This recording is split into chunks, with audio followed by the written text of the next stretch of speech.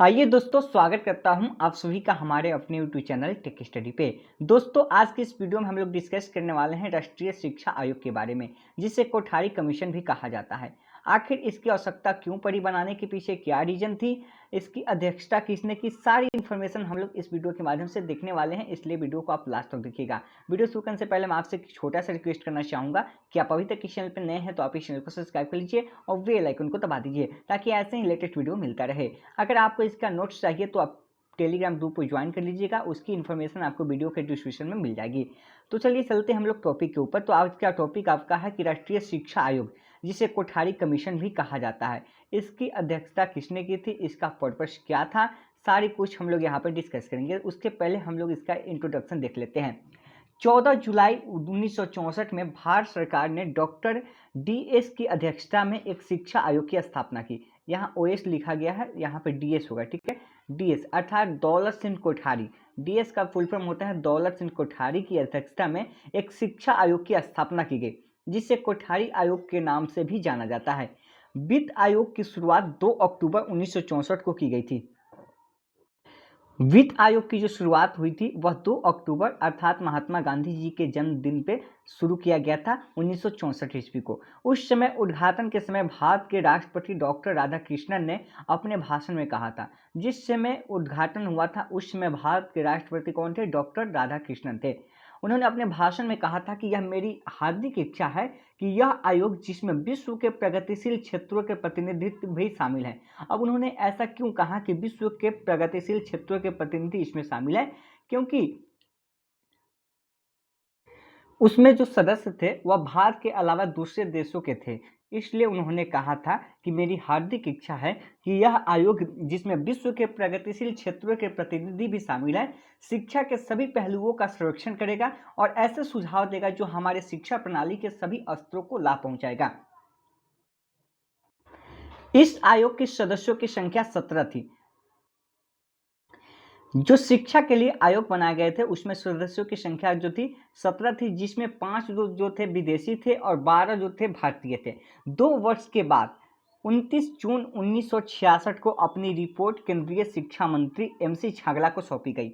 अब देखो, यहाँ पे शुरुआत जो की गई थी 14 जुलाई 1964 को भारत सरकार ने डॉक्टर OS कोठारी की अध्यक्षता में एक शिक्षा आयोग की स्थापना की और इसको 2 वर्ष के बाद 29 जून 1966 को अपनी रिपोर्ट केंद्रीय शिक्षा मंत्री MC छागला को सौंपी। अब इतने बीचों में इन्होंने उसका सर्वेक्षण किया बहुत ही अच्छे तरीकों से और फिर उसके बाद इस रिपोर्ट को 29 जून 1966 को सौंपी गई शिक्षा मंत्री MC छागला को। शिक्षा के क्षेत्र में स्वतंत्रता के बाद विशेष उपलब्धि मानी जाती है। यह आयोग पहला ऐसा आयोग था जिसने विस्तार से भारतीय शिक्षा पद्धति का अध्ययन किया। इन्होंने जो भी भारतीय शिक्षा पद्धति थी उसको विशेष रूप से अध्ययन किया और फिर उसके बाद रिजल्ट के रूप में 1968 में राष्ट्रीय शिक्षा नीति का स्थापना किया और राष्ट्रीय शिक्षा नीति जो है 1968 में अस्तित्व में आ गई। अब यहाँ पे आपको कुछ और पॉइंट यहाँ पे देखनी है। अब यहाँ पे आपका हो जाएगा शिक्षा आयोग के उद्देश्य। तो यहाँ पे आप समझ गए कि इस आयोग की स्थापना क्यों की गई थी। जो आपका राष्ट्रीय आयोग था, कोठारी कमीशन था, उसकी अध्यक्षता किसने की थी? तो यह डॉक्टर कोठारी की अध्यक्षता में हुई थी। DS यानी कि दौलत सिंह कोठारी की अध्यक्षता में हुई थी। जहाँ पे आपके MCQ क्वेश्चन आएंगे तो वहाँ पे आपसे प्रश्न पूछ लिए जाएंगे कि राष्ट्रीय आयोग, शिक्षा आयोग की अध्यक्षता किसके द्वारा हुई थी। तो इसमें जो अध्यक्ष बनाए गए थे DS कोठारी अर्थात दौलत सिंह कोठारी बनाए गए थे और इस आयोग का नाम क्या था? कोठारी आयोग भी था, ठीक है। और आपसे प्रश्न पूछ भी लेगा कि दौलत सिंह कोठारी आयोग आपके दे देगा, तो यहाँ पे आपको कंफ्यूज होने की आवश्यकता नहीं है, क्योंकि आपको मैंने बता दिया है। सभी शिक्षा के जो भी पहलू थे उसका सर्वेक्षण किया गया और अपना यहाँ पे सुझाव प्रस्तुत किया गया। उसी के आधार पे 1968 में यह नीति जो है अस्तित्व में आ गई थी।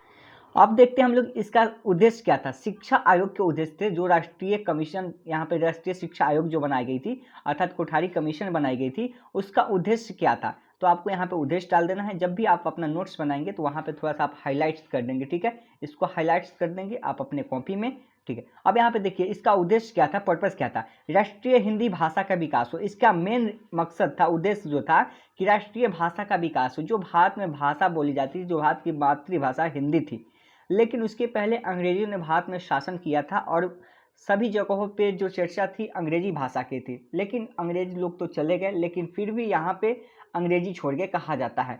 लेकिन यहाँ पे भारतीयों को समझने में कठिनाई होती थी, क्योंकि यहाँ पे अपनी जो लैंग्वेज है वह हिंदी है। तो उसी के अकॉर्डिंग जो भी है समस्त देश में पूरी तरह से राष्ट्रीय भाषा का विकास हो, इसी के तहत इस रिपोर्ट को भी तैयार किया गया था। तो राष्ट्रीय हिंदी भाषा का विकास हो। दूसरा था सामाजिक, नैतिक तथा आध्यात्मिक मूल्यों का विकास हो। जो व्यक्ति ईश्वर में बिलीव करते हैं, ठीक है, जो उनमें विश्वास करते हैं, जो विश्वास नहीं करते हैं, सभी को यहाँ पे ईश्वर के प्रति यहाँ पे उनके विचारों को प्रस्तुत की जाए, और जो ईश्वर के प्रति नहीं मानते हैं उनको ईश्वर के प्रति भी यहाँ पे मानने के लिए बताया जाए। तो इसलिए इसमें सामाजिक, नैतिक तथा आध्यात्मिक मूल्यों का विकास भी किया जाए। अगला इसका पर्पस था शिक्षा द्वारा राष्ट्र का आधुनिकीकरण करना। शिक्षा के माध्यम से राष्ट्र का आधुनिकीकरण करना था, देश को आगे लाना भी जरूरत था। तो इसलिए जो भी शिक्षा था उसका आधुनिकीकरण बनाना जरूरी था। उसका अगला पॉइंट था तत्कालीन शिक्षा प्रणाली का गहराई से अध्ययन करना, उसकी तत्कालीन कमियों व व्याप्त असंतोष के कारणों का पता लगाना और सुधार करने के लिए सुझाव देना। जो शिक्षा प्रणाली थी, जो उस समय की शिक्षा प्रणाली थी, उसको गहराई से अध्ययन करना। इसका उद्देश्य क्या था?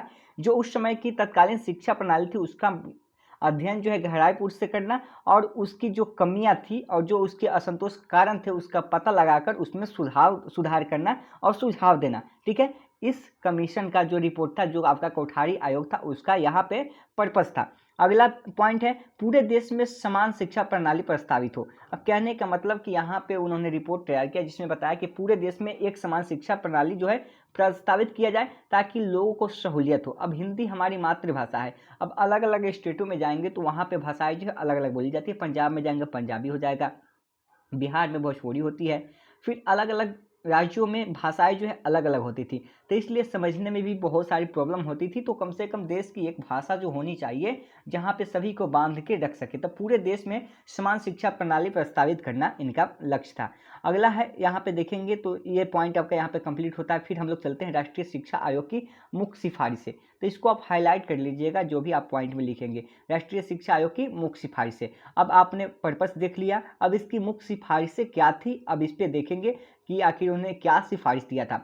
देखो, आयोग की मुख्य सिफारिशों में से देश भर में 10+2+3 पैटर्न पर शैक्षिक प्रणाली को मान्यता दे। जो भी यहाँ पे इन्होंने रिपोर्ट प्रकाशित किया था, इन्होंने कहा था कि इस आयोग की जो सिफारिश थी पूरे देश में 10+2+3 पैटर्न पर शिक्षा प्रणाली को मान्यता दे, और अभी उसी पैटर्न पे हमारी शिक्षा चल भी रही है। 10+2 यानी कि मैट्रिक करने के बाद 2 वर्ष में आपका इंटरमीडिएट और 3 वर्ष में आपका क्या हुआ, ग्रेजुएशन हो। इसी पैटर्न को फॉलो करने पर जो है जोर दिया गया था। ठीक है, अब आगे देखते हैं इसका पॉइंट क्या था। इस आयोग ने सलाह दी कि पूर्व प्राथमिक शिक्षा जिसमें मॉन्टेसरी, किंडरगार्टन जैसे अलग अलग नाम हैं, उन्हें पूर्व माध्यमिक व प्राथमिक शिक्षा के रूप में नाम दिया जाना चाहिए। जो पहले की शिक्षा थी, ठीक है, जैसे मॉन्टेसरी हो गया, किंडरगार्टन हो गया, उससे अलग अलग नामों से जो पुकारा जाता था, अब उसे हटा के पूर्व माध्यमिक प्राथमिक रूप का यहाँ पे नाम दिया जाए। इसको हम लोग आगे चर्चा करेंगे पूरी डिटेल्स के साथ। तो इन्होंने मांग किया, इन्होंने अपने उद्देश्य में जाहिर किया, इन्होंने की कहा कि जो पूर्व जो शिक्षा थी प्राथमिक शिक्षा जिसमें नाम थे किंडरगार्टन, मॉन्टेसरी का, उसको हटा के पूर्व माध्यमिक या प्राथमिक शिक्षा के रूप में इसको नाम दिया जाए। अभी तब आप आगे देखेंगे कि पूर्व माध्यमिक शिक्षा, फिर माध्यमिक शिक्षा और उच्च माध्यमिक शिक्षा। ठीक है, अगला है, इस आयोग ने 10वीं तक की शिक्षा को उच्च प्राथमिक या हाई स्कूल के रूप में वर्गीकृत किया। उन्होंने क्या किया, जो 10वीं तक की शिक्षा थी उसको उच्च प्राथमिक हाई स्कूल की शिक्षा में बदल दिया। जो 10वीं तक की शिक्षा थी उसको हाई स्कूल के रूप में जाना जाने लगा। ठीक है, इन्होंने यहाँ पे प्रकाशन किया, इन्होंने बताया कि जो 10वीं तक की यहाँ पे पढ़ाई होगी उसको हाई स्कूल के रूप में माना जाएगा, उच्च प्राथमिक के रूप में। 11वीं और 12वीं की जो कक्षा होगी वह हायर सेकेंडरी के रूप में वर्गीकृत किया जाएगा। जो 11वीं और 12वीं की कक्षा होगी वह हायर सेकेंडरी के रूप में जाना जाएगा। और इन्होंने ग्रेजुएशन के बारे में बताया कि स्नातक अध्ययन को 3 साल का करने का सुझाव दिया, और उसी पैटर्न पे अभी चल रहा है। लेकिन अभी जो नई शिक्षा नीति है उसमें भी बदलाव होने वाली है। तो आपका जो अभी पैटर्न चल रहा है वह कौन सा चल रहा है, जो कोठारी आयोग ने सुझाव दिया था। इन्होंने बताया कि स्कूलों के लिए 234 दिन और कॉलेजों के लिए 216 दिन निर्धारित किए गए। जो भी आपके कॉलेज होंगे वह मात्र 216 दिन एक साल में 365 दिनों में, और स्कूल जो होंगे 234 दिन खुले रहेंगे। राष्ट्रीय अवकाश कम करने का सुझाव भी दिया गया। देखो, जो राष्ट्रीय अवकाश थी उसको कम करने का सुझाव दिया, आप छुट्टियां जो है उसको कम कीजिए। ठीक है, अगला है कि राज्य और राष्ट्रीय बोर्ड परीक्षा आयोजित करें और राज्य स्तर पर मूल्यांकन मशीन भी लगाई जाए। इन्होंने कहा कि जो राष्ट्रीय बोर्ड है वह परीक्षा आयोजित करे, राज्य और राष्ट्रीय बोर्ड क्या करे, एक बोर्ड बने और राज्य जो है उसका परीक्षा आयोजित करे और राज्य स्तर पर इसका मूल्यांकन मशीनरी भी लगाई जाए, इससे शिक्षा में सुधार हो। ठीक है, अगला इन्होंने बताया कि आयोग ने महिलाओं के शिक्षा पर बहुत जोर दिया।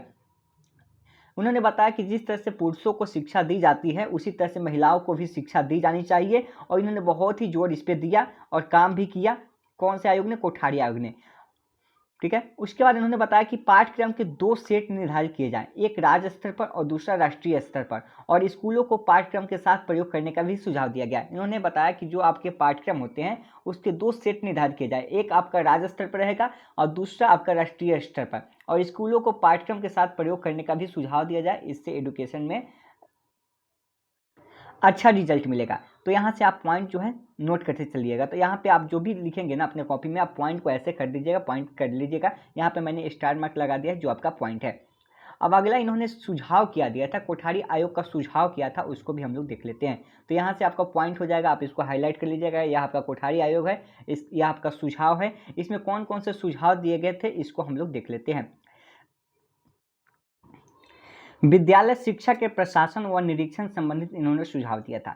इन्होंने बताया था कि केंद्र में राष्ट्रीय विद्यालय शिक्षा बोर्ड और भारतीय शिक्षा सेवन का गठन किया जाए। इन्होंने बताया था कि 2 स्तरों पर यहाँ पे होनी चाहिए इसका गठन, एक आपका केंद्र पे, एक आपका राज्य पे होना चाहिए। इन्होंने बताया कि कक्षा 1 से लेकर 8 तक जो प्राथमिक शिक्षा होती है उसको 2 भाग कर दिया जाए।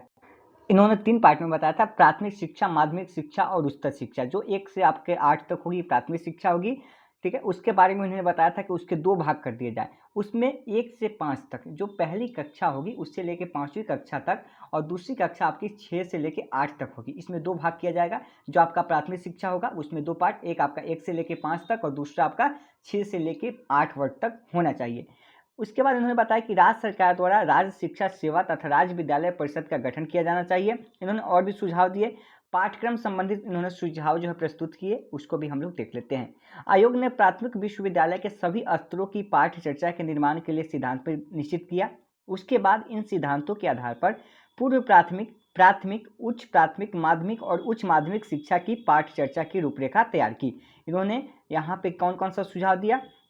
पूर्व प्राथमिक, प्राथमिक, उच्च प्राथमिक, माध्यमिक और उच्च माध्यमिक, सारे को हम लोग डिटेल्स में आगे पढ़ेंगे। और यहाँ पे इन्होंने क्या बताया, शिक्षा की पाठ्य चर्चा की रूपरेखा प्रस्तुत की। इसके साथ ही आयोग ने त्रिभाषा सूत्र को प्रस्तुत किया। ठीक है, और यहाँ से आपका त्रिभाषा सूत्र क्या है इसको भी हम लोग देखेंगे, यह आपके लिए इंपॉर्टेंट है।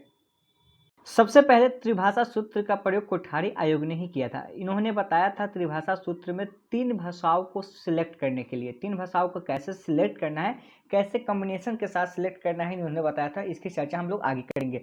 प्राथमिक शिक्षा की पाठ्य चर्चा सरल होनी चाहिए। इसमें मातृभाषा और पर्यावरण के अध्ययन पर विशेष बल दिया जाना चाहिए। जो आपकी प्रारंभिक शिक्षा होगी जो 1 से लेकर 8 तक होगी, उसकी जो पाठ्यक्रम होनी चाहिए वो सरल होनी चाहिए, आसान होनी चाहिए और मातृभाषा में होनी चाहिए। उसके अलावा पर्यावरण का भी यहाँ पे शिक्षा दिया जाए ताकि स्टूडेंट जो है अच्छा कर पाए, उस पर विशेष बल दिया जाए मातृभाषा के अलावा यहाँ पे पर्यावरण पे। इसके बाद देखते हैं विभिन्न स्तरों पर पाठ्य चर्चा रूपरेखा। पूर्व प्राथमिक स्तर, अब देखो यहाँ से आपका पॉइंट आ जाएगा। इन्होंने जो शिक्षा का प्रकार बताया था, इन्होंने अपने करिकुलम में, अपने पाठ्यक्रम में बताया था कि शिक्षा जो है कई प्रकार से दी जानी चाहिए। इसमें पहला उल्लेख इन्होंने किया था पूर्व प्राथमिक स्तर। अब इसमें खाने व पहनने के कौशल, सफाई, बातचीत, प्राथमिक व्यवहार, खेलकूद। अब खाने और पहनने के कौशल से क्या होता है? खाने और पहनने का मतलब कि बच्चा जो है खुद खा ले। ठीक है, पूर्व प्राथमिक स्तर को आप प्ले स्कूल से रिलेटेड कर सकते हो। प्ले स्कूल में क्या होता है, बच्चे खेलते हैं। ठीक है, और इसी से रिलेटेड आप करेंगे तो खाने व पहनने की कौशल यानी बच्चे के अंदर खाने की क्षमता आ जाए, यानी बच्चा खुद खा ले, या पहनने के जो कौशल है, कपड़े पहनने की कौशल उसको आ जाए, या सफाई, बातचीत कैसे करना है, ठीक है, सामाजिक व्यवहार कैसे लाना है, खेलकूद कैसे करना है, इस पे जो है चर्चा की जाएगी प्राथमिक स्तर पर इन्होंने जो बांटा था। उसके बाद इन्होंने प्राथमिक स्तर पर इन्होंने कहा कि मातृभाषा, आपकी व्यवहारिक गणित, भौतिक पर्यावरण का अध्ययन, सृजनात्मक क्रियाएं, स्वास्थ्य शिक्षा, खेलकूद या व्यायाम, इसकी जो है व्यवस्था की जाएगी मातृभाषा का। यहाँ पे किसमें? प्राथमिक स्तर में। जो मैथ्स होगी आपकी इसी में इंक्लूड की जाएगी ताकि बच्चे जो है जो भी हो मैथ में ऐड हो, मल्टीप्लाई हो, सब्ट्रैक्ट हो, डिवाइड हो, सारी की नॉलेज जो है बच्चे के अंदर आ जाए और बच्चे जो है बहुत ही आसानी से इसको सीख जाए। तो इस पे भी इन्होंने फोकस किया था। अब अगला देखते हैं, इन्होंने जो बांटा था उच्च प्राथमिक स्तर को, तो इसका जो 5 से लेके 8 तक की जो यहाँ पे बच्चे थे उसको इन्होंने क्या किया कि उच्च प्राथमिक स्तर में बांटने का निर्देश दिया। इन्होंने क्या किया, पहला में इन्होंने बताया कि मातृभाषा हिंदी अथवा अंग्रेजी, मैथ्स, विज्ञान, सामाजिक अध्ययन, कला जो आर्ट्स होती है, समाज सेवा, स्वास्थ्य शिक्षा, धार्मिक शिक्षा, इसकी यहाँ पे शिक्षा दी जाए। अब मातृभाषा यहाँ पे जो भी सब्जेक्ट है हिंदी अथवा अंग्रेजी, गणित, ये सभी सब्जेक्ट आपके कंपल्सरी होंगे, ठीक है। इन्होंने इस तरह से सुझाव दिया था। उसके बाद माध्यमिक शिक्षा में इन्होंने बताया था माध्यमिक अक्षर में 9 से 10 तक होगी, जो हाई स्कूलों की शिक्षा दी जाएगी, उसमें मातृभाषा हिंदी या अन्य कोई संघीय भाषा हो सकता है, कोई यूरोपीय भाषा भी हो सकता है, मैथ्स हो सकती है, समान विज्ञान होगी, सामाजिक विज्ञान होगी, कला होगी, कार्यानुभव होगा, कृषि कार्य का। अब देखो कृषि कार्य का अनुभव किसको होगा, जो ग्रामीण इलाकों में रहते हैं उनको अधिक से अधिक यहाँ पे कृषि कार्य की जानकारी होगी, तो इसमें जो है कृषि कार्य को भी इंक्लूड किया जाए। जो माध्यमिक स्तर होते हैं, जो 9-10 की क्लासेस होगी, उसमें क्या है कृषि कार्य को भी इंक्लूड की जाए, ताकि उसकी भी शिक्षा दी जाए, ताकि तकनीकी के क्षेत्र में, कृषि के क्षेत्र में भी बच्चे अच्छा कर सके। समाज सेवा, स्वास्थ्य शिक्षा, नैतिक मूल्यों की शिक्षा, इन सारे सब्जेक्ट को इसमें डाला गया, ठीक है। उच्च माध्यमिक शिक्षा की स्तर जो होती है 11 से 12 जो कॉलेज की शिक्षा होगी, उसमें इन्होंने बताया कि आधुनिक भारतीय संघीय भाषा का ज्ञान हो, आधुनिक विदेशी भाषा तथा शास्त्रीय भाषा में कोई 2 भाषाएं। अब इन्होंने बताया था कि आपकी आधुनिक कोई संघीय भाषा हो सकती है, फिर आधुनिक विदेशी भाषा तथा शास्त्रीय भाषा में से कोई 2 भाषाएं आप इसमें सिलेक्ट कर सकते हैं। उसके बाद इन्होंने तीसरी भाषा इतिहास, भूगोल, अर्थशास्त्र, तर्कशास्त्र, मनोविज्ञान, समाजशास्त्र, कला, भौतिक शास्त्र, रसायन शास्त्र, गणित विज्ञान, भूगर्भ शास्त्र, इनमें से कोई 3। अब इन्होंने बताया कि आप सब्जेक्ट का जो कॉम्बिनेशन आप लेंगे, तो इसमें से पहला जो आप देख पा रहे हैं कि आधुनिक भारतीय संघीय भाषा या फिर आधुनिक विदेशीय भाषा, इसमें से कोई आप 2 भाषा को सिलेक्ट कर सकते हैं। जैसे आपकी मातृभाषा ले लेते हैं, अगर आप कोई मातृभाषा ले लेते हैं, आपकी मातृभाषा हिंदी है, तो एक आपका सब्जेक्ट क्या होता है, मातृभाषा हो जाएगा। दूसरा आपका एक और सब्जेक्ट को आप विदेशी भाषा भी ले सकते हैं, इंग्लिश को भी ले सकते हैं। तो यहाँ पे आपको फर्स्ट में जो सिलेक्ट करना है 2 सब्जेक्ट को सिलेक्ट करना है, और सेकेंड में आपको जो दिख पा रहा है तीसरी भाषा, जैसे इतिहास हो गया, भूगोल हो गया, अर्थशास्त्र हो गया, तर्कशास्त्र हो गया, मनोविज्ञान हुआ, समाजशास्त्र हुआ, कला हुआ, भौतिक शास्त्र, रसायन शास्त्र, गणित विज्ञान, भूगर्भ शास्त्र, इनमें से कोई 3, इसमें से आपको कोई 3 को जो है सिलेक्ट करना है। अब देखो जो आपकी मातृभाषा होगी वह आप अपने अकॉर्डिंग सिलेक्ट कर पाओगे। अब आपकी मातृभाषा हिंदी है, ठीक है, तो आप हिंदी को सिलेक्ट कर पाओगे, लेकिन सभी राज्यों की भाषाएं जो है अलग अलग थी, ठीक है। जैसे पंजाब में पंजाबी हो गया, उसके बाद आप बिहार में आओगे तो भोजपुरी हो गया, ठीक है, तमिल आपका साउथ में जाओगे तो तमिल हो जाएगा। तो सबकी भाषाएं जो अलग थी, फिर भी वहाँ पे एक ऐसे सब्जेक्ट को, एक ऐसे भाषा का वहाँ पे चयन करना जरूरी था, ताकि आपका सब्जेक्ट का कॉम्बिनेशन जो है बन सके। तो तमिल में जाओगे तो तमिल वाले तमिल बोलेंगे, और बिहार में आओगे तो भोजपुरी बोलेंगे, पंजाब में जाओगे पंजाबी बोलेंगे, तो सभी का कॉम्बिनेशन एक साथ नहीं बैठ सकता है। तो इसलिए उन्होंने क्या किया है, इंग्लिश को भी यहाँ पे इंक्लूड किया। तो यहाँ से आप 2 भाषाएं जो है यहाँ से सिलेक्ट कर पाओगे। पहला क्या था, हिंदी, या दूसरा आपका अंग्रेजी। इसमें से जो भाषाएं हैं आप देख पाएंगे यहाँ दिया हुआ आधुनिक विदेशी भाषा या शास्त्रीय भाषा, इसमें से कोई 2 को आपको सिलेक्ट करना होगा। और यहाँ जो इतने भी सब्जेक्ट आप देख रहे हैं, इतना कॉम्बिनेशन आपको इसमें से 3 को सिलेक्ट करना होगा, तभी आप यहाँ पे 11th और 12th की जो शिक्षा होती है इसी के थ्रू कर पाएंगे। अभी आप देखते हैं जब भी आप सिलेक्ट करते हैं तो इसी के अकॉर्डिंग भी तो आप सिलेक्ट करते हैं, अभी तो वही आपका है। अब चलते हैं त्रिभाषा सूत्र का संशोधित रूप पे। इन्होंने यहाँ पे त्रिभाषा सूत्र को भी संशोधित किया। सबसे पहले किसने दिया, कोठारी आयोग ने। इन्होंने बताया कि 3 विषयों का यहाँ पे सिलेक्ट, ठीक है, 3 विषयों को सिलेक्ट करने के बारे में इन्होंने बताया कि कैसे आप 3 विषयों का कॉम्बिनेशन यहाँ पे बैठा सकते हो। इन्होंने बताया मातृभाषा जो क्षेत्रीय या प्रादेशिक भाषा हो सकती है, आपके क्षेत्र की हो सकती है, आपकी राज्य की भाषा हो सकती है। इन्होंने जो कॉम्बिनेशन बैठाना चाहा, लेकिन इनका जो है कॉम्बिनेशन सही से बैठ नहीं पाया। अब देखो इन्होंने क्या कहा कि आपका जो भाषा होगा इसमें 3 शब्द को आप यहाँ पे सिलेक्ट करेंगे, माफ कीजिए 3 विषयों को आप यहाँ पे सिलेक्ट करेंगे। 3 सब्जेक्ट कौन कौन सा होगा, एक आपका होगा मातृभाषा जो आपकी मातृभाषा होगी। अब देखो राज्य स्तर पर भी आपकी हो सकती है, ठीक है, लेकिन राज्य स्तर पे आप जाओगे तो मैंने अभी आपको कुछ देर पहले बताया कि बिहार में आओगे भोजपुरी, तमिल में था तमिल हो गया, पंजाब में पंजाबी हो गया, ठीक है, तो सभी जगह का अलग अलग हो गया। तो इसलिए कॉम्बिनेशन आपका सही से हो नहीं पाएगा, क्योंकि अब तमिल वाले तमिल बोलेंगे तो उनकी मातृभाषा हो सकती है, लेकिन बिहार वाले भोजपुरी है तो इनकी भोजपुरी कोई मातृभाषा है ही नहीं।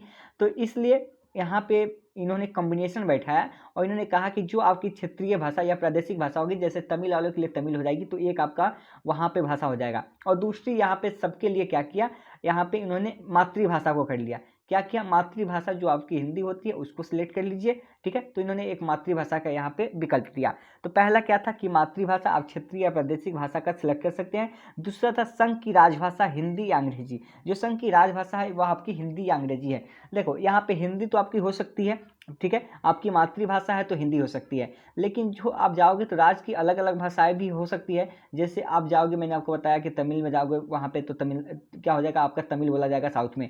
तो देखो वहाँ का कॉम्बिनेशन, और यहाँ की बात करें, बिहार की बात करें या उड़ीसा की बात करें, सब जगह की बात करें तो अलग अलग था, और वहाँ पे कोई कॉम्बिनेशन बैठ ही नहीं रहा था। हिंदी तो आपका कॉम्बिनेशन हो गया कि चलो पूरे देश की भाषा आपकी मातृभाषा हो गई, तो एक आप हिंदी सेलेक्ट कर लिए, ठीक है। उन्होंने कहा कि जो संघ की राजभाषा होगी और जो हिंदी होगी आपकी, दो को सिलेक्ट करना है इसमें।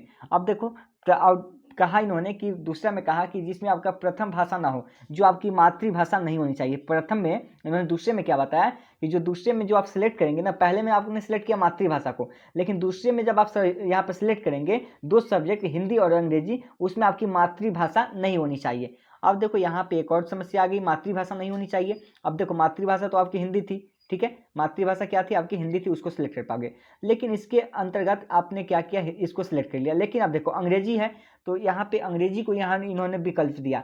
अब क्यों विकल्प दिया, क्योंकि मैंने आपको बताया तमिल वाले तमिल बोलेंगे भाई, उड़ीसा में अलग बोला जाएगा, फिर पंजाब में पंजाबी बोला जाएगा, तो सबके लिए क्या किया इन्होंने, अंग्रेजी को यहाँ पे विकल्प के रूप में ला दिया। अब अंग्रेजी को विकल्प के रूप में लाने का मतलब क्या हुआ कि अब जो है सभी का कॉम्बिनेशन बैठ जाएगा, जिसको भाई तमिल नहीं आती है, जिसको भोजपुरी नहीं आती है, सबके लिए क्या हो जाएगा, अंग्रेजी हो जाएगा, उसको आप पढ़ो, वह सबके लिए कॉम्बिनेशन जो है बना रहेगा। और इस तरह से आपका दो शब्द, जो दो आपका लैंग्वेज यहाँ से, एक हिंदी और एक अंग्रेजी यहाँ से सिलेक्ट कर पाओगे। लेकिन इसका भी कॉम्बिनेशन सही से नहीं बैठ पाया भाई। अब सभी लोग तो अंग्रेजी जानते नहीं है कि सभी लोग अंग्रेजी में बात करेंगे, अंग्रेज तो है नहीं, तो इसलिए यहाँ भी समस्या होने लगी, ये भी आपका सही से वर्क नहीं कर पाया, कॉम्बिनेशन नहीं हो पाया। उसके बाद इन्होंने तीसरी के बारे में बताया कि कोई भी आधुनिक भाषा या कोई आधुनिक यूरोपीय भाषा जो प्रथम में ना दी गई हो। इन्होंने बताया कि अब तीसरा आप सिलेक्ट करो, जो प्रथम दो में नहीं दी गई हो उसको आप सिलेक्ट कर पाओगे। तो इन्होंने तीन भाषाएं दी थी, पहला अपनी मातृभाषा का यहाँ पे, दूसरा जो बताया था संघ की राजभाषा हिंदी या अंग्रेजी, इसको आप लेके कॉम्बिनेशन बढ़ा सकते हो। त्रिभाषा सूत्र में यानी कि तीन भाषाओं के बारे में इन्होंने जानकारी दिया था। और तीसरा बताया था कि कोई आधुनिक भारतीय भाषा, कोई आधुनिक यूरोपीय भाषा जो प्रथम में ना दी गई हो, जो पहले में नहीं दी गई हो, उसके अकॉर्डिंग आप यहाँ पे सिलेक्ट कर सकते हैं। तो इन्होंने तीन भाषाओं के ऊपर यहाँ पे कॉम्बिनेशन बैठाने के ऊपर ध्यान दिया था, लेकिन पूरी तरह से इनका कॉम्बिनेशन भी यहाँ पे वर्क नहीं कर पाया, ठीक है। तो यही आपका त्रिभाषा सूत्र है, ठीक है। अब आगे चलते हैं, विद्यालय शिक्षा के शिक्षण विधियों संबंधित इन्होंने सुझाव दिया था।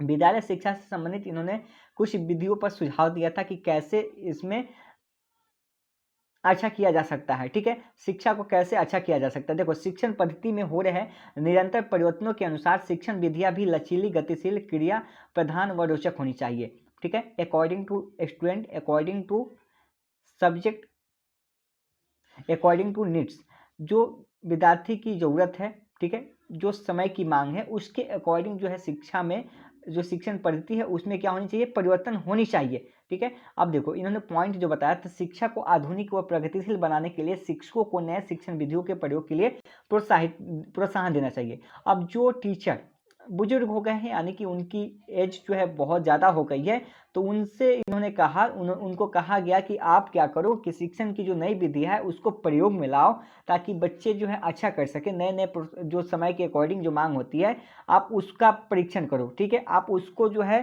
पढ़ाने का प्रयास करो, उसको सीखने का प्रयास करो और बच्चों को सिखाओ, ताकि बच्चे जो है इसके अकॉर्डिंग जो है समझ पाए, ठीक है। इन्होंने इस पर फोकस किया। अगला है, शिक्षकों को शिक्षण संबंधित सहायक सामग्री उपलब्ध कराने के साथ ही उचित निर्देशन भी मिलना चाहिए और सहायक सामग्री का परीक्षण भी शामिल होना चाहिए। उसकी जो परीक्षण हो उसकी भी यहाँ पे होनी चाहिए, ताकि शिक्षक भी अच्छा कर पाए। अगला इन्होंने बताया कि पाठ्य पुस्तकों से संबंधित सुझाव दिया था। आयोग ने पाठ्य पुस्तकों के निर्माण के लिए राष्ट्रीय स्तर पर व्यापक योजना बनाए जाने व राष्ट्रीय शैक्षिक अनुसंधान और प्रशिक्षण परिषद एनसीईआरटी के सिद्धांत को अपनाए जाने पर सुझाव दिया। अब देखो, अब बहुत सारे बुक आप देखते हैं, बहुत सारे प्रकाशन का होता है, लेकिन उन्होंने क्या किया, जो एनसीईआरटी है वह आपका यहाँ पे सक्सेसफुल है, ठीक है। अगर कोई भी अशुद्धियाँ होती है तो पाठ्यक्रम में आप फॉलो किसको करोगे, एनसीईआरटी को। तो आप भी आप देखोगे जितनी सारी बुकें होती है आपकी लिखी होती है उसमें आप मेंशन करोगे, और जो एनसीईआरटी की बुक करती है उसमें जो डेट आपका मेंशन होता है वही आपका सही होता है, उसी को सही माना जाता है, जो एनसीईआरटी के सिद्धांतों को ही फॉलो करता है। सारी बुक जो है, जो भी आपकी त्रुटियाँ होती है, जो भी आपकी गलतियाँ होती है, वो एनसीईआरटी के बुक को ही देख के फॉलो की जाती है, ठीक है। यानी कि अगर किसी बुक में आपका गलत है और वही मेंशन आपका एनसीईआरटी में है तो एनसीईआरटी क्या हो गया आपका, एक प्रूव हो गया, ठीक है, वह प्रूव आपका दर्शाता है। चलो अगला देखते हैं, व्यवसायिक व तकनीकी शिक्षा के संबंध में उन्होंने सुझाव दिया था। माध्यमिक शिक्षा का व्यवसायीकरण किया जाए और 20 वर्ष के अंदर माध्यमिक स्तर पर 25% व उच्च माध्यमिक स्तर पर 50% छात्रों को व्यवसायिक वर्ग में लाया जाए। उन्होंने बताया कि इस तरह से यहाँ पे सब्जेक्ट का कॉम्बिनेशन होना चाहिए कि जो उच्च माध्यमिक स्तर के स्टूडेंट हैं, जो कॉलेज के स्टूडेंट हैं, उसमें 50% वे ऐसे सब्जेक्ट का चुनाव कर सके जो व्यवसाय को उनको प्रदान करता है और वे अपने पैरों पर खड़ा हो सके, उनको बाद में जो है जॉब उसमें मिल जाए, ठीक है। इसलिए उसको सिलेक्ट करना यहाँ पे बताया था। उसके बाद ग्रामीण क्षेत्रों में स्थित पॉलिटेक्निक कॉलेज में कृषि व कृषि से संबंधित उद्योगों की शिक्षा दी जाए। जो ग्रामीण क्षेत्र हैं जहाँ पे पॉलिटेक्निक कॉलेज है वहाँ पे कृषि से संबंधित शिक्षा दी जाए। इन कॉलेजों में महिलाओं की सूची के उद्योगों की शिक्षा की व्यवस्था भी की जाए, क्योंकि देखो जो ग्रामीण इलाके में होते हैं, जो कृषि से संबंधित जो व्यक्ति होते हैं उनको जानकारी होती है और भी इसके अकॉर्डिंग उनको पढ़ाई जाए, बताई जाए, ताकि उनको जो है तकनीकी प्रदान हो और कृषि में अच्छा कर सके। और साथ ही नारी शिक्षा पर भी विशेष ध्यान दिया जाए, क्योंकि महिलाएं भी जो है इसमें कार्य करती है, तो उसकी भी व्यवस्था की जाए। अगला है जूनियर टेक्निकल स्कूलों की टेक्निकल हाई स्कूल में बदल दिया। जो जितने भी जूनियर टेक्निकल स्कूल हैं उसको टेक्निकल हाई स्कूल में बदल दिया जाए, इसमें शिक्षा में सुधार होगा। अगला है उच्च इंजीनियरिंग शिक्षा संबंधी सुझाव। इन्होंने इंजीनियरिंग शिक्षा संबंधित कुछ सुझाव भी दिया था। इन्होंने बताया था कि जो घटिया किस्म के इंजीनियरिंग कॉलेज है उसको बंद कर दिया जाए और वह इंजीनियरिंग कॉलेज की स्थापना मानव शक्ति की मांग के आधार पर की जाए, ठीक है। जितने भी घटिया किस्म के इंजीनियरिंग कॉलेज है उसको बंद की जाए, और इस यह किसकी मांग थी, कोठारी आयोग की मांग थी। और जो मानव शक्ति को जो प्रदान कर सके नए आधार, उसको यहाँ पे प्रस्तुत की जाए। और इन्होंने एक चीज़ यहाँ पे और बताया था कि यह सभी कॉलेज तकनीकी शिक्षा संस्थान टेक्निकल एजुकेशन इंस्टीट्यूट द्वारा मान्यता प्राप्त है। अब देखो जो ओरिजिनल कॉलेज है उसको आप पहचान कैसे कर पाओगे, उसके लिए इन्होंने बताया था कि जितने भी कॉलेज होंगे वह टेक्निकल एजुकेशन इंस्टीट्यूट से मान्यता प्राप्त होंगे, ठीक है। इससे घटिया किस्म के जो इंजीनियरिंग कॉलेज है उसको बंद कर दिया जाए, और जितने भी अब कॉलेज होंगे क्या होंगे, टेक्निकल एजुकेशन इंस्टीट्यूट के द्वारा मान्यता प्राप्त होंगे। उसके बाद राष्ट्रीय आयोग के सुझाव का व्यवस्था पर क्या प्रभाव, ठीक है, इस पर प्रभाव क्या था। राष्ट्रीय शिक्षा आयोग 1964-66 की सिफारिशों के आधार पर राष्ट्रीय शिक्षा नीति का निर्माण किया गया और इसे 24 जुलाई 1968 को घोषित कर दिया गया। इससे इन सिफारिशों पर अमल किया जाने लगा। पूरे देश में 10+2+3 शिक्षा संरचना लागू करने के प्रयास में शुरू हो गए और एनसीईआरटी ने प्रथम 10 वर्षीय शिक्षा के लिए आधारभूत पाठ्य चर्चा तैयार की। 10 वर्ष के लिए एनसीईआरटी ने यहाँ पे अपनी सिलेबस को जो है तैयार की, जिसमें त्रिभाषा सूत्र के आधार पर 3 भाषाओं का अध्ययन, देश के आधुनिकीकरण के लिए विज्ञान गणित का अध्ययन और माध्यमिक स्तर पर। अब देखो यहाँ पे त्रिभाषा शब्द का जो मैंने आपको बताया था कि 3 शब्दों को सिलेक्ट कर 3 भाषाओं को कैसे सिलेक्ट करना है इसके बारे में भी जो बताया गया था, जिसमें त्रिभाषा सूत्र के आधार पर 3 भाषाओं का अध्ययन, देश के आधुनिकीकरण के लिए विज्ञान गणित का अध्ययन और माध्यमिक स्तर पर व्यावसायिक शिक्षा शुरू करने के लिए कार्य अनुभव को अनिवार्य किया गया। कुछ प्रांतों में अनेक प्रकार के व्यावसायिक पाठ्यक्रम भी शुरू किए गए। इसके थ्रू जो है बहुत सारी चीज़ें यहाँ पे शुरू की गई। 10 वर्षों के लिए एनसीईआरटी यहाँ पे अपनी आधारभूत पाठ्य चर्चा यहाँ पे शुरुआत की, जिसमें 3 भाषाओं को आधार मान के 3 भाषाओं पर फोकस करके उसमें क्या था, आधुनिकीकरण के लिए जो विज्ञान था, आपका गणित था, इसका अध्ययन और माध्यमिक स्तर पर जो आपकी व्यावसायिक शिक्षा थी उसकी शुरुआत की गई, ताकि बच्चे जो है अपने पैरों पे खड़ा हो सके, ठीक है। अब लास्ट में इसका निष्कर्ष लिख देना है कि निष्कर्ष के तौर पे कहा जा सकता है कि कोठारी आयोग ने शिक्षा के सभी पहलुओं को अच्छे से समझा। कोठारी आयोग ने क्या किया, जो शिक्षा के जो पहलू थे, जो स्वतंत्रता प्राप्त से पहले थे, जो वहाँ पे आप पहले जाएंगे तो उसके पहले मुदालिया आयोग में जाएंगे तो वहाँ पे माध्यमिक शिक्षा को लेकर चर्चा की गई थी, लेकिन इन्होंने सारी चीज़ों पे यहाँ पे फोकस किया और जो शिक्षा का पहलू था उसको अच्छे से समझा, उसको देखा, परखा और विचार किया। इन्होंने नारी शिक्षा पर बहुत ही जोर दिया, ग्रामीण क्षेत्रों में व्यावसायिक शिक्षा पर बल दिया, जैसे कि कृषि पर इन्होंने ज़्यादा ही फोकस किया। शिक्षकों के लिए प्रशिक्षण की बात की, जितने भी टीचर हैं उनके लिए प्रशिक्षण की बात की। एनसीईआरटी पाठ्य वस्तु लागू कराने पर विचार किया और इसके बहुत सारे सुझाव पर अमल किया और लागू भी किया। तो इस तरह से आपने देखा जो कोठारी आयोग था वह किस तरह से अस्तित्व में आया था, किसने इसकी स्थापना की थी, इसके अध्यक्ष कौन थे, सारी चीज़ें आपने इस वीडियो के माध्यम से जो है ग्रहण किया है। तो वीडियो कैसा लगा आप वीडियो को कमेंट बॉक्स में कमेंट करके जरूर बताइएगा। इसका पीडीएफ आपको जो है टेलीग्राम ग्रुप में शेयर कर दिया जाएगा, आप वहाँ से अपना नोट्स जो है बना लीजिएगा। यहाँ पे जो आप स्टार मार्क देख रहे हैं ये आपका पॉइंट है, इसको पॉइंट में लिख सकते हैं। और डबल यहाँ पे हाइस्ट मार्क्स जो देख रहे हैं यह आपका जो हो गया मुख्य बिंदु हो गया, ये आपका पॉइंट हो गया, आप इसको हाईलाइट कर लीजिएगा। यहाँ पे मैं आपको बता दे रहा हूँ, ठीक है। तो आज के लिए रखते हैं इस वीडियो में हम लोग इतना ही। अब फिर हम लोग नए वीडियो में नए क्लास के साथ जुड़ेंगे। धन्यवाद।